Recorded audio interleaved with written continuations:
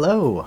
This is the assembly of my Nerf blaster that I designed, the drawn line, and it's fairly straightforward. Most parts slot or screw together, and there's no hardware kits as of right now, but I am in contact with some hobby shops. I also have a few cutting and drilling guides included, so making parts yourself is pretty easy and doesn't take too long. Alright, so there are 4 sub-assemblies: the Sear lever and trigger mechanism, top slide, plunger and sled, and then the front end. So first sub-assembly is the turnaround, this part. We need to build the Sear lever around it.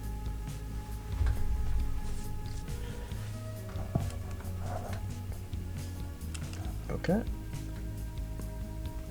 So first we need to install the 4mm spring, which I cut from a ballpoint pen.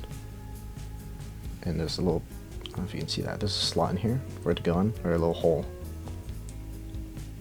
Yep. And this spring determines trigger weight. So if you want it, if you leave it longer, it'll be a firmer trigger. And now, since we have this, we can carefully install it here. This half, it's split in two. Carefully compress the spring and slide it in. Alright.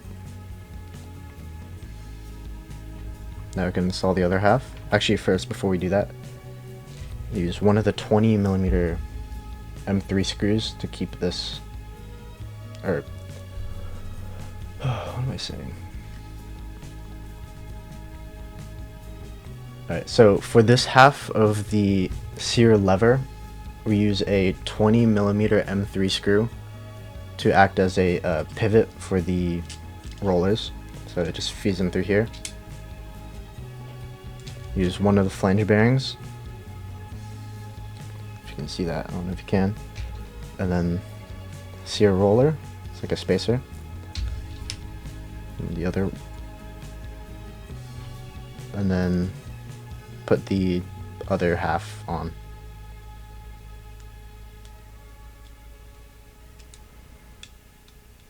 Alright. Now we just need to screw this into place.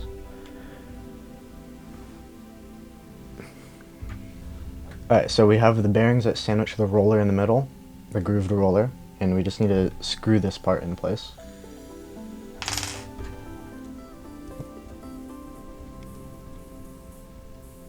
And make sure the bearings are still free to rotate. This is very important for a smooth trigger pull. I'll actually loosen it a little bit. Okay, that's good. Now on this end, we need to put the 10mm M3 screw to here.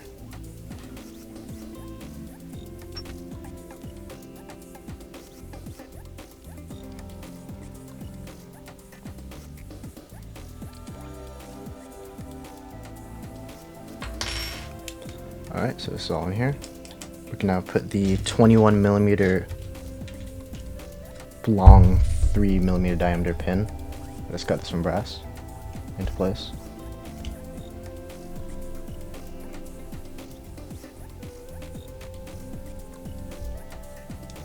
This pin will need some persuasion, so I'll push it into place with something else.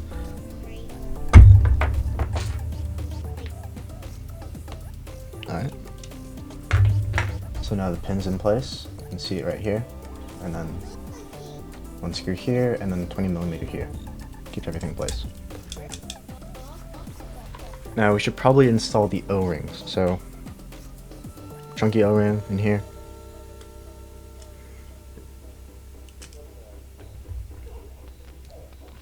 Then thinner O-ring that goes over the aluminum barrel goes into a slot over here.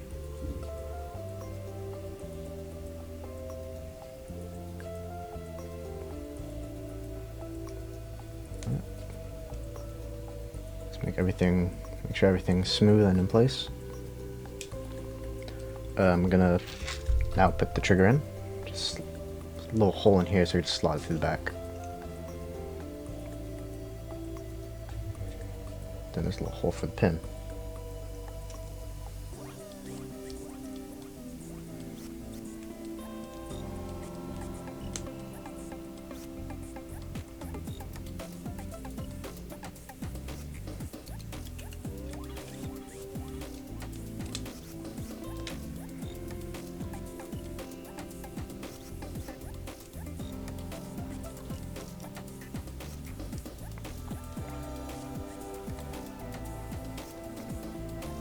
Alright, make sure everything operates smoothly. You can see that it doesn't really move that much, but that's really all it needs.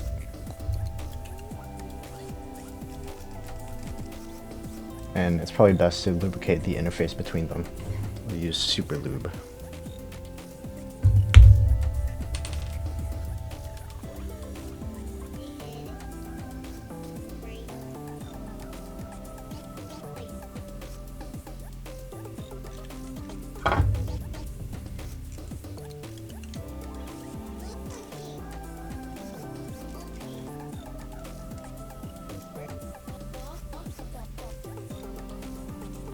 Alright.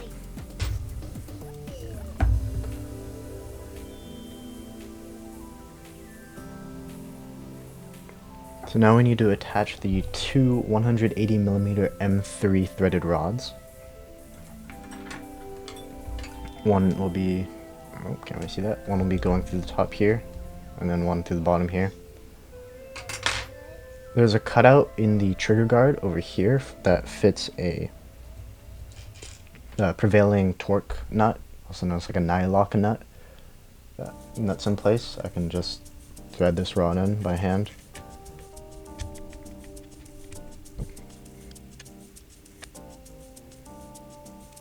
This will most likely require a tool, like a little wrench or something.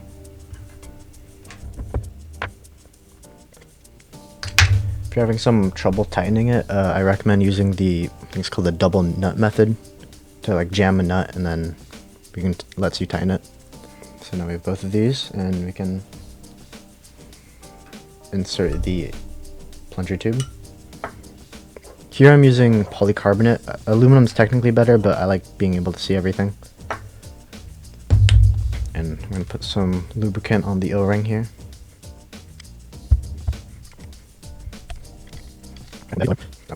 This is the turnaround and trigger.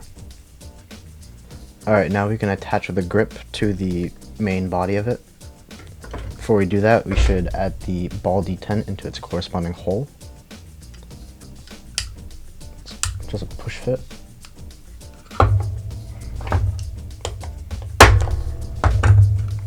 That's in place. Now it slides together.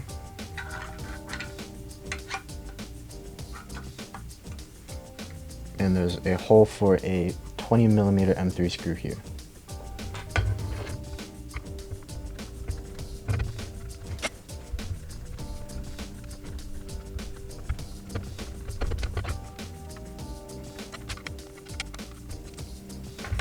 So now this is all in place. See how it all fits together. Now we should work on the top slide. So first we should probably add the O-rings for this, for the ramrod.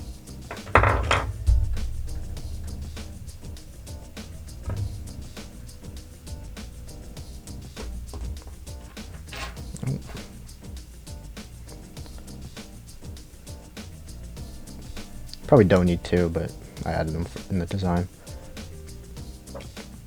And this slots into place, or has like a little key in there, so it just slots in place.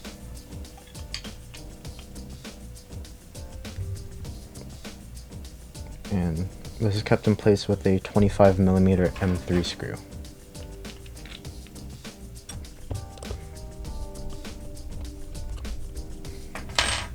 Alright, so that's snug in there.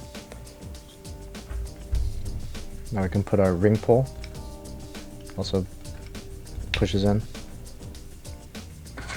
Put another 25mm M5 screw.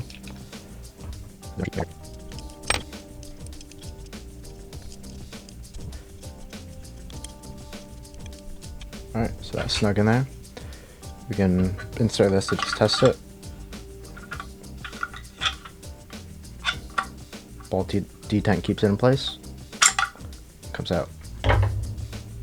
We can put the barrel shroud over, or through this for now. Keep it in place. So the plunger is made of the plunger body and the plunger face, which needed to be screwed together with two 10mm M3 screws, and don't forget the O-ring. And this is probably the most important part for optimization. So we need to tie the line around the plunger and have the fixed loop on one end go about the sled. The distance from the face of the plunger to the end of the loop needs to be about 21 centimeters in length. The issue is that the line stretches over time and the knots tighten, and we need to account for this when we initially tie the knots. Also, the sled tends to break if the line is too short and the plunger does not fully touch the end of the plunger tube when unprimed.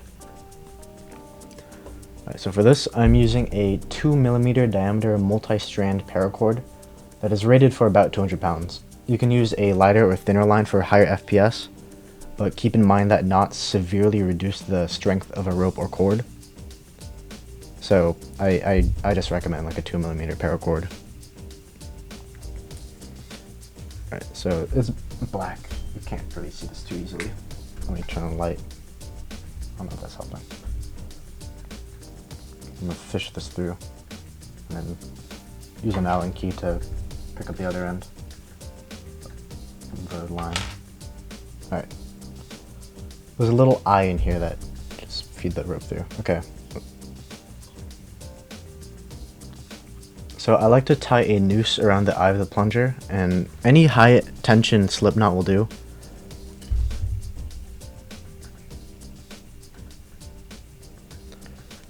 Alright, so I tied the noose around it, pull it, makes it tight.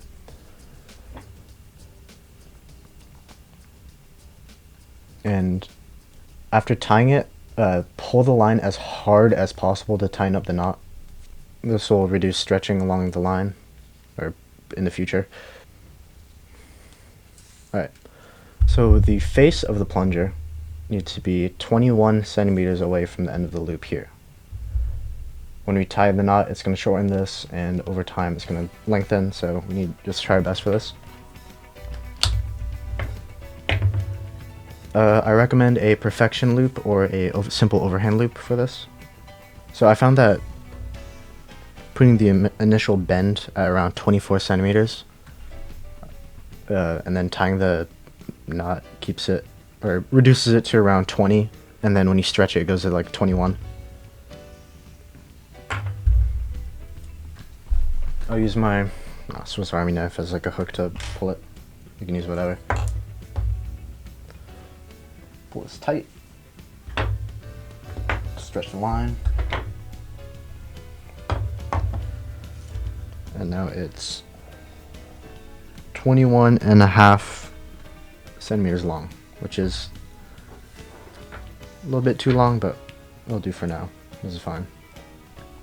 And I'll just cut the end of the excess rope.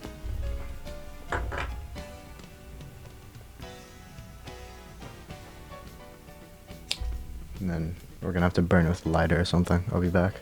Alright, so now I have the line and everything at the right length. I put this away. Now at the home stretch. We need to install the O-ring and the pulley into the front end. Takes one final M5 screw.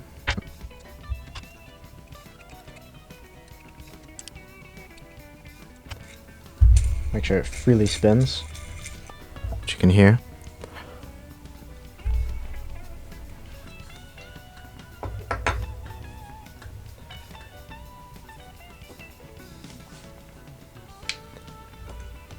Alright, so I'm going to put a spacer in here. You don't need this, but it helps keep the spring I'm choosing aligned. I'm using a 140mm K26 spring. For maximum performance, you can fit a 250mm, which is humongous, K25 spring, and compress it a lot. I wish you luck at installing that. It is very difficult. You need to use a thinner line to like fish out this. It's annoying, but really high performance. So just thread this through.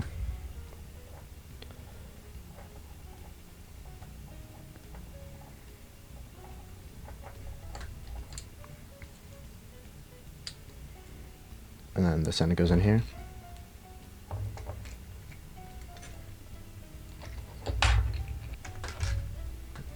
Allen key to fish it, I guess.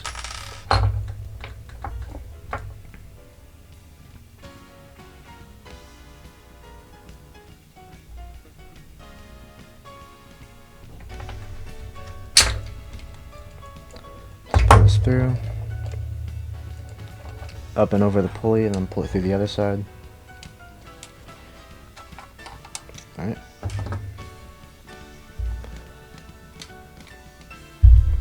Don't forget the O-ring. I almost did. There's a space for an O-ring in the front here. This is to help keep the barrel in place.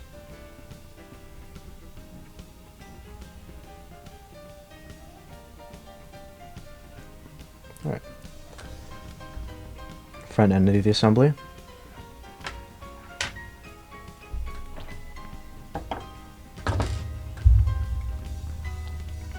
Now we can put the sled through the little loop here.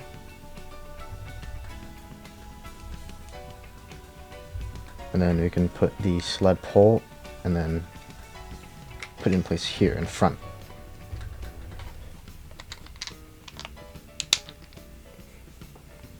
Alright. So make sure the curved part faces this way, or goes this way. Alright, so we're almost done. So we need to lubricate the plunger tube a lot.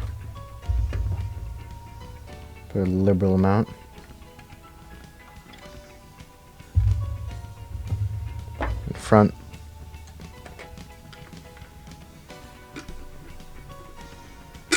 We'll work it back and forth a bit. I'm going to put some behind it too.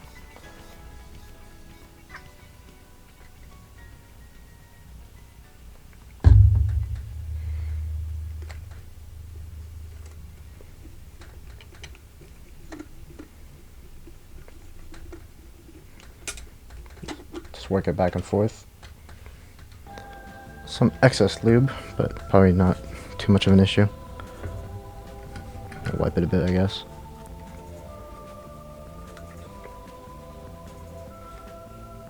Whatever. Okay, now we can fit this on here. Put it in place, make sure that the sled pole slots into the rails of the barrel shroud. Alright.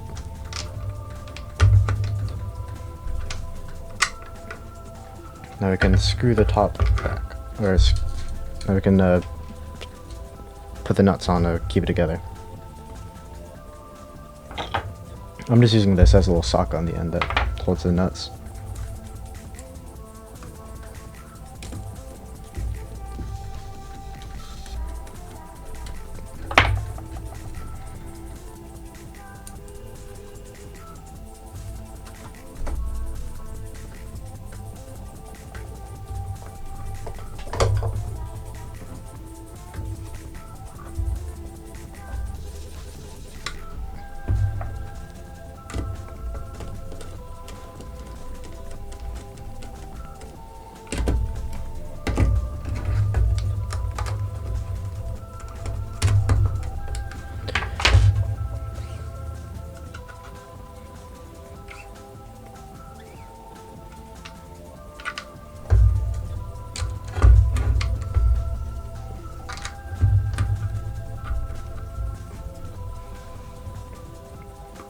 Now we can slot this in place. Now it's time for the timing bars. This one here.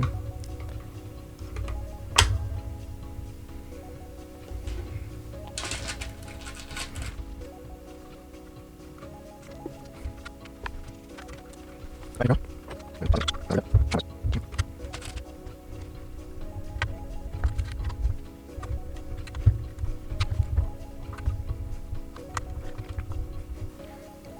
And then we have this. Slide this out. These bars should ideally bow inwards, so I like putting like something here and then just bending it in by hand. I'll slide on. You might want to put lube here, but I don't really care that much.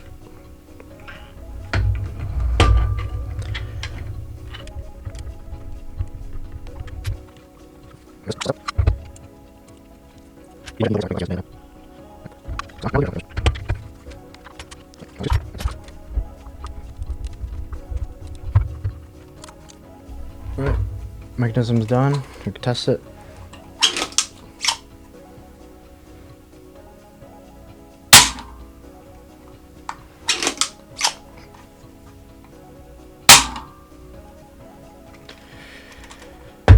Seems to work. Now I could finish it off with the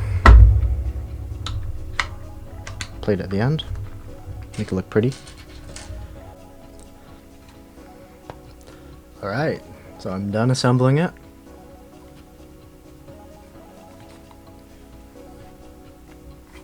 Works pretty well.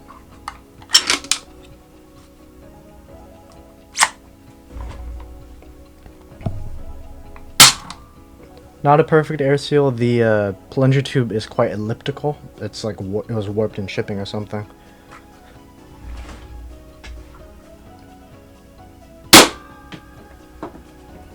Oh, can't quite see that. 203. Okay, it's reversed. I don't know why.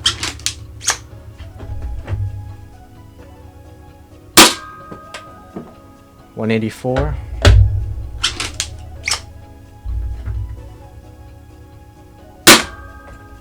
189.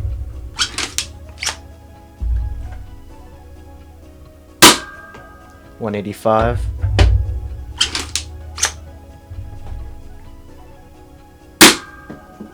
180.